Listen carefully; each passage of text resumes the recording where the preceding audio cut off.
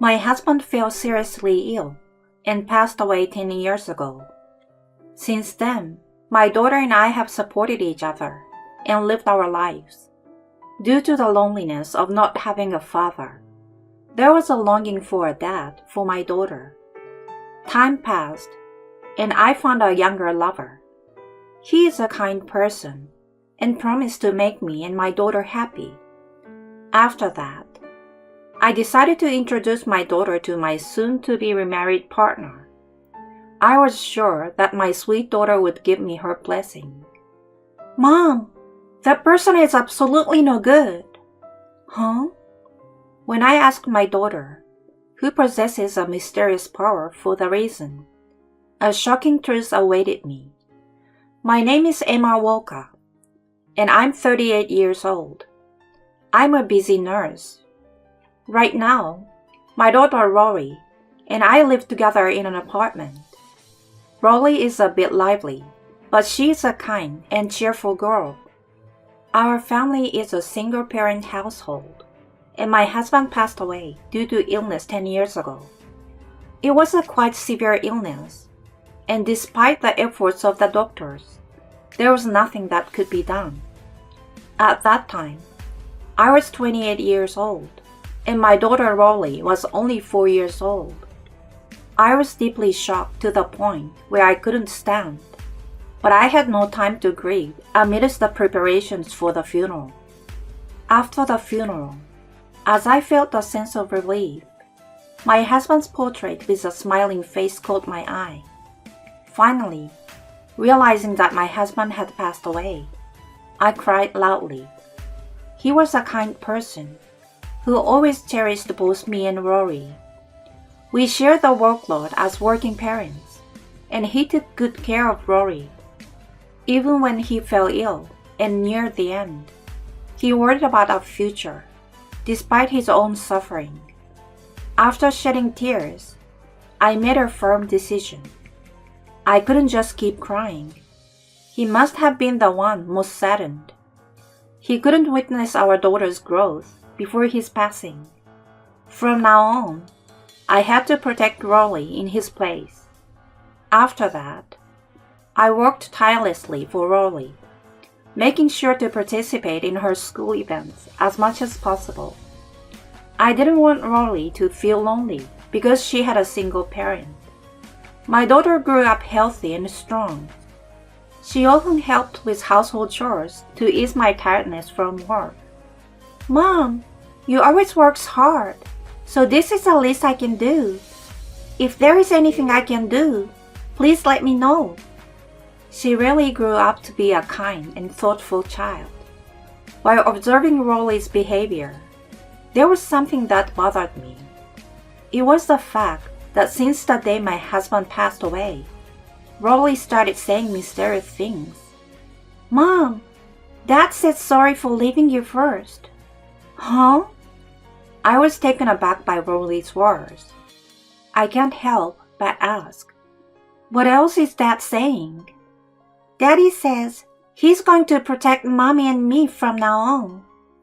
At that time, I thought my daughter was just fantasizing about her father's love.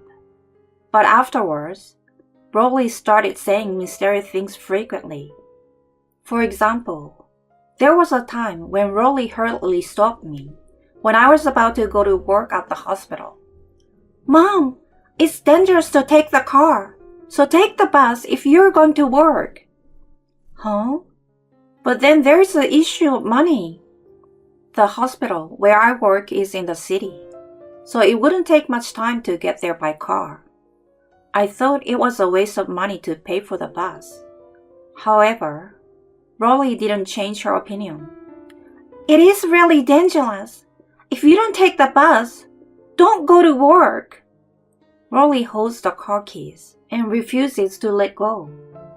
On that day, I reluctantly commuted by bus, but later, there was a multiple car accident on the usual route.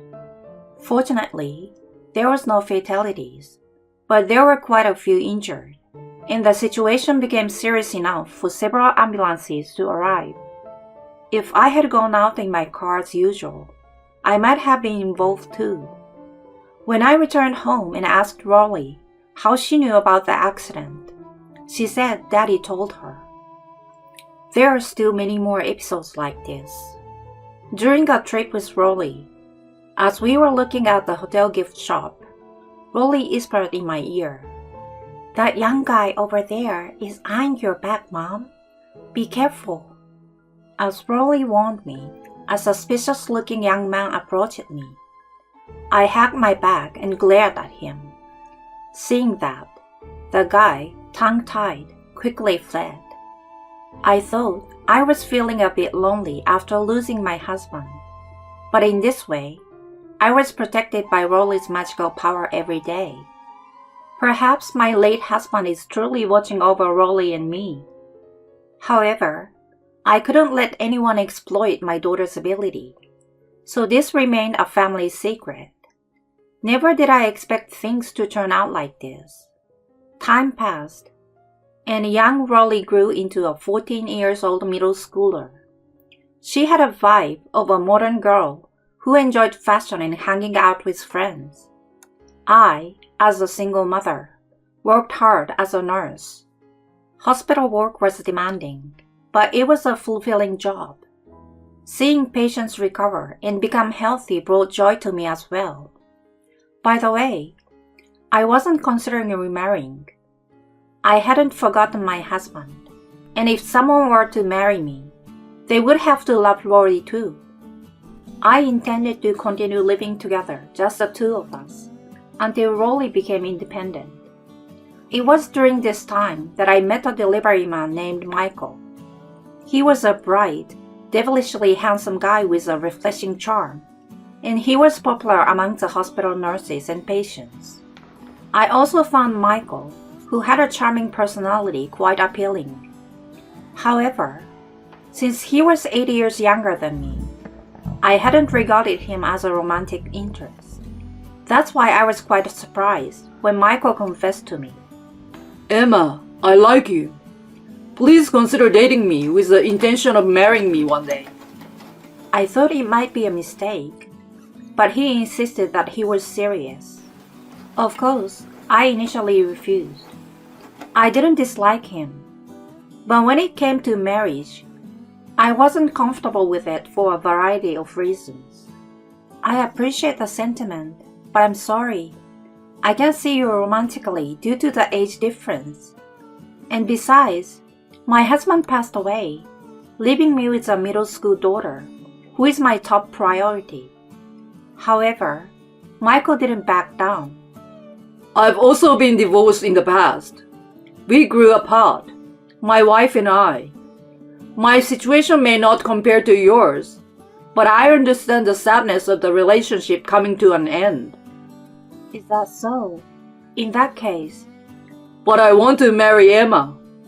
I was drawn to you because of your kindness to your patients. If you were worried about your daughter, I will do my best to be as good a father as I can be." Feeling touched by Michael's passionate words, my heart softened a bit. In the end, persuaded by his passion, I agreed to start a relationship. I gradually found myself attracted to him, with his bright and captivating charm. The relationship progressed smoothly, and we soon decided to get married. Considering that both of us were remarrying, I initially thought of just registering our marriage.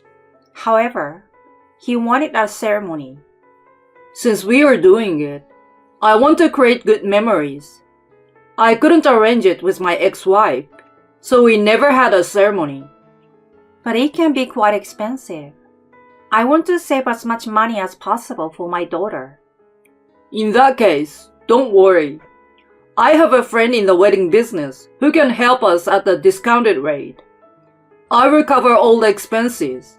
So would you mind contributing only $5,000 as an initial payment?" I hesitated for a moment at Michael's words, but he strongly insisted. "It's a popular venue, and I want to secure it early." After considering it, I decided to go along with his proposal, and I withdrew savings from the bank and handed it to him. Later, we went to see the venue Michael recommended, and it was a beautiful place, almost like a castle. And I couldn't help but feel happy. A few weeks later, the day arrived when I introduced Michael to my daughter and parents. I was a bit nervous, but since he was someone who quickly got along with anyone, I thought it would be okay. When we welcomed him into our home, my parents were impressed by Michael's politeness and charm. He had been working for a courier company, but was later headhunted by a real estate company and decided to change jobs. Michael's new apartment is available at a discounted rate. What do you think, Dad? Would you consider investing in it? My mother seems uninterested in Michael's talk, but my father was enthusiastic. However, Rolly remained expressionless, staring at Michael. Despite several attempts to engage her in conversation, Rolly responded with brief and indifferent answers. Michael was also taken aback by Rolly's cold attitude. On the way home, he asked me about Rolly's attitude. I'm a bit concerned about Rolly's reaction. I feel like she's unusually cold towards me. Did I do something to upset Rory? I don't think so. Perhaps she's just confused about my remarriage. After all, we've been a single-parent family for a long time. Once she gets used to it, I'm sure she will get along with you, Michael. Rolly is in adolescence, and it's a challenging age. It's not surprising for her to have mixed feelings about my remarriage to Michael. Even after getting married, I will make sure not to neglect taking care of Rolly. That was my determination. However, I would later realize that it was a misunderstanding in my thinking. When Michael left, Rolly approached me with a serious expression. Mom, you absolutely can't marry that person. What's wrong? Why all of a sudden?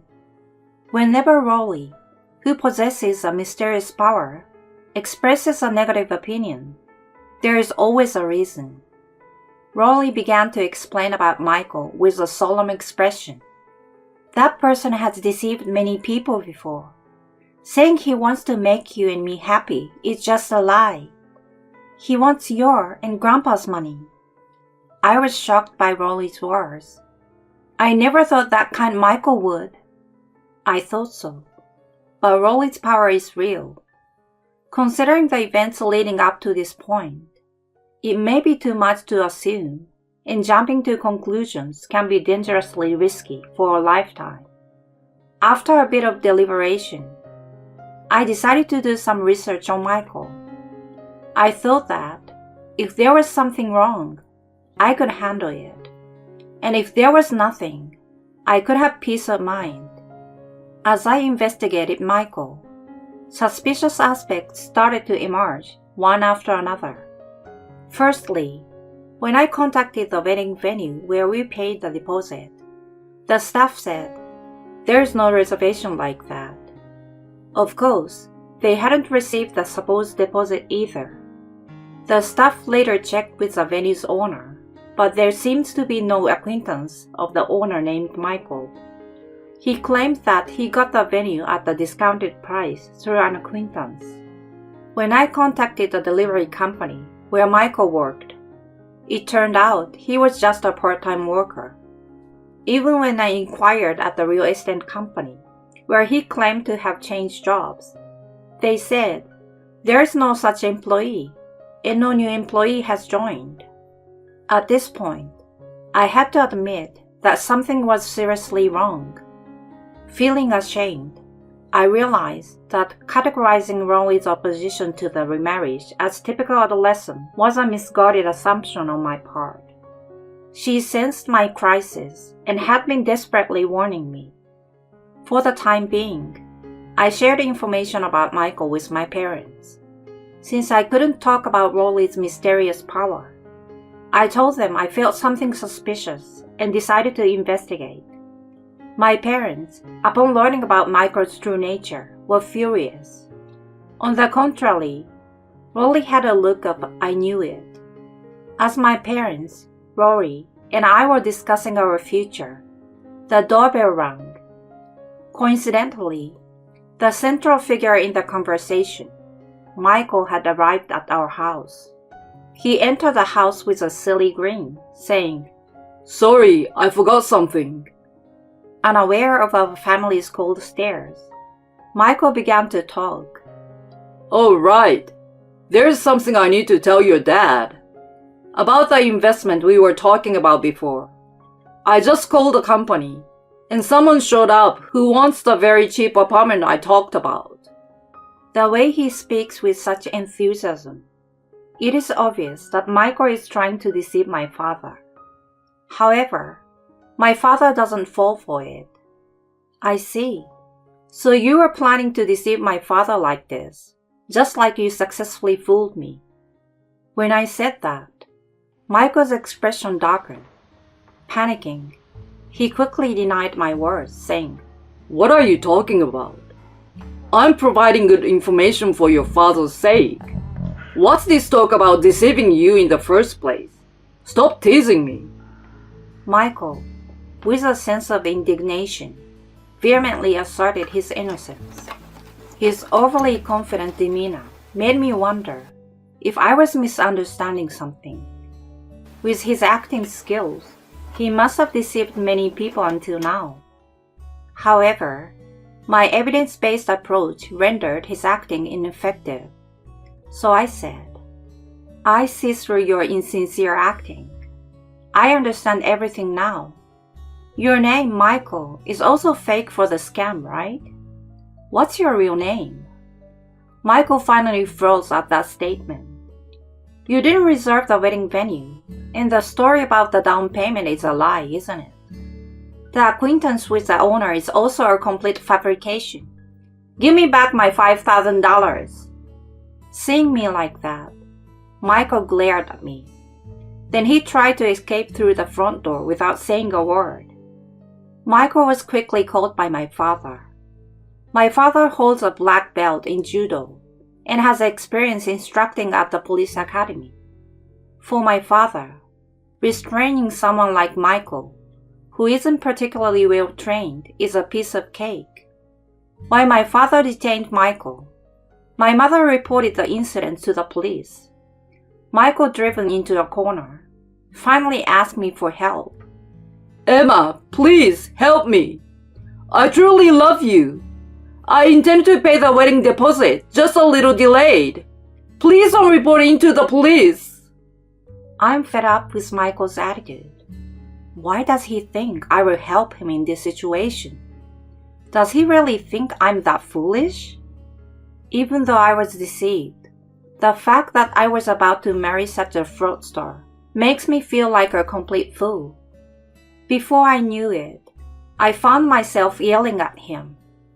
"Don't play games! There's no way I will believe such things now.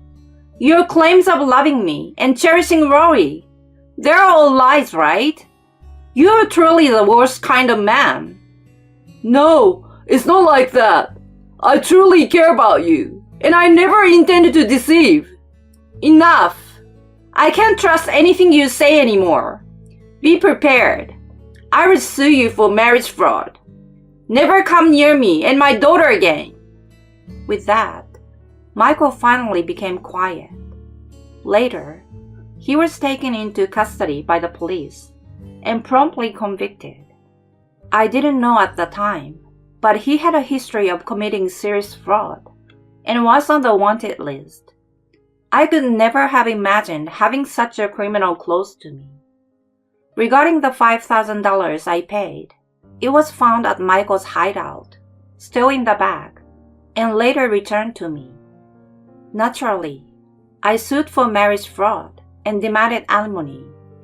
There were other victims, and Michael was sued by all of them. Some, like my father, were duped by investment stories, while others, like me, were victims of marriage scams. Behind Michael's cheerful facade, he concealed a truly malicious nature. When the news of his arrest reached the hospital, patients and nurses were in disbelief. It's understandable. as he had presented himself as a bright, friendly face to everyone. This time, thanks to Rory, we were truly saved. I almost fell for a marriage scam, and my father was almost swindled out of his money.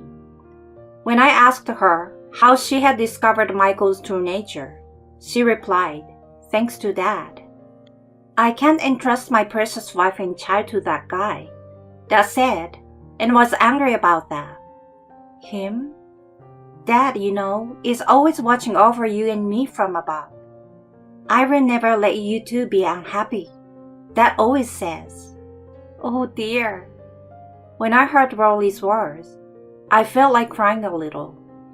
Even though my husband has passed away, he has been watching over us from heaven. And so, peaceful days with Rolly have returned. From now on, I want to express gratitude to my husband in heaven and continue living happily with my child.